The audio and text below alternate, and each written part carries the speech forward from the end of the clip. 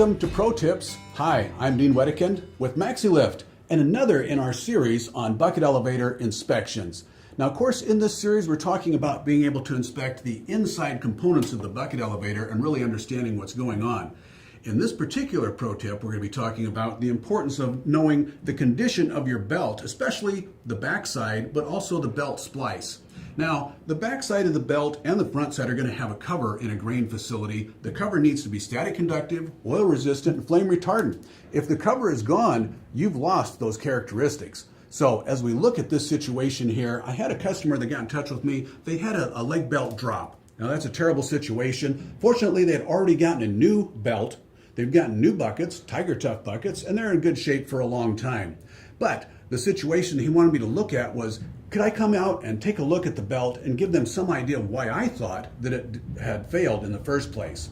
So let's look at a few photos that I took when I was there. You'll notice in this photo, in the foreground is the old belt. Why does it look so white or gray? That's because the back cover is completely worn away. This belt has been in use for a long time, and probably when this splice was put in, you can see a newer belt in the other part of the photo, which is darker. That belt probably should have been replaced at that time rather than being spliced. But it was spliced. So let's take a look at some of the back of the bolts in that splice. Here, some of them are broken, some of them are missing. Let's look at some of the bolts in the buckets.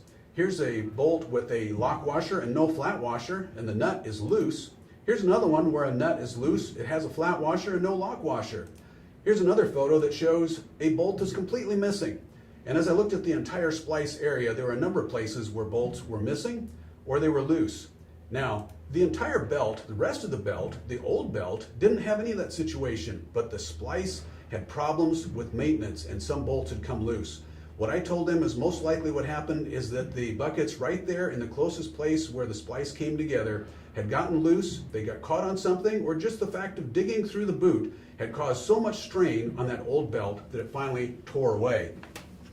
So all of that just to let you know that the importance of understanding the condition, you need to be able to see that belt splice and check the bolts, the nuts, the washers, make sure that the splice is in great condition, but also check the backside of your belt to see that it really is able to accomplish what it's supposed to do as well. We've got a lot more in this series on bucket elevator inspections. Go to maxilift.com to find all of the pro tips or search on YouTube, Maxi-Lift INC.